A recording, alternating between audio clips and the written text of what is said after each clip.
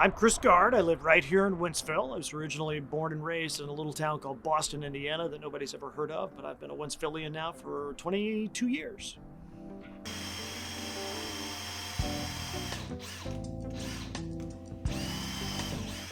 So the Wentzville Main Street Association is an offshoot of what's called Missouri Main Street, which itself is an offshoot of the National Historic Preservation Office of the federal government.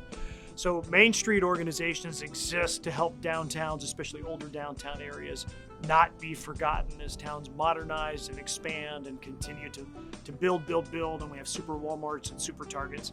In a lot of cases, our old downtown areas get forgotten, and when they do, a lot of that history dies with them. So Main Street associations really exist to prove that business and history can work hand in hand, and they're not mutually exclusive.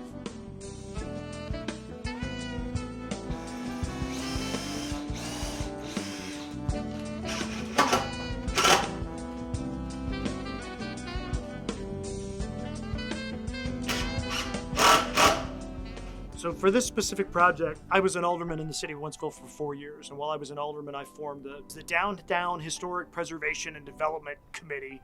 But today it's called the Wentzville Downtown Committee. And the point of the committee was to really try to step in where development was kind of overshadowing our old downtown area. And we were watching a lot of history be destroyed, and to kind of form a city-sponsored committee to keep that from happening, try to find ways for business and history to exist together without one getting in the way of the other one. So that committee still exists today, I'm very proud to say, and I still attend the meetings, so that's a lot of fun for me. But this particular property had been on our radar, and a group had come before the city and said, we need help restoring it. If we can't get money, the property's going to be destroyed, sort of on. And they just couldn't find a way to get it done. So when I left public office and began the Wentzville Main Street Association, we took possession of the property from the previous group and began to restore it. So that was 5 years ago now, I think. And so we've done everything from roofs to foundations to water mains to all of it.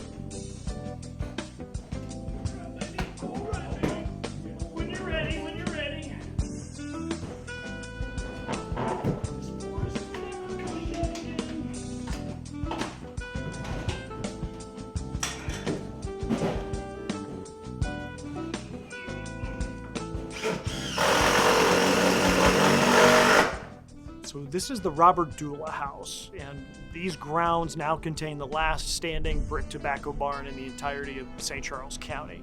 Robert and Caleb Dula moved here from North Carolina sometime right around the Civil War era, and built this house and started in the tobacco business when St. Charles County was one of the biggest, certainly in the state, if not the country.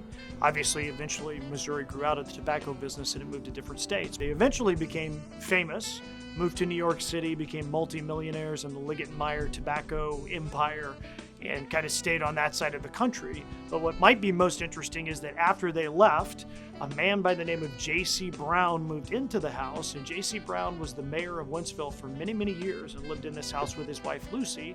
He's actually the person responsible for expanding the house, adding the indoor bathroom, the indoor kitchen. This would have been right around 1900 or so.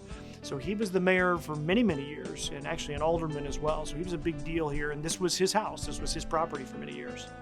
To me, it's important. Preserving the history is just as important as recording it. I think history is much more meaningful if you can walk through it, if you can see it, if you can picture yourself where other important people walked and talked and did business and helped grow the town and conducted politics and those types of things. You can read about those in old newspaper articles, you can read about those in history books, but I think it just means a lot more when you can stand in the history and imagine what it was like.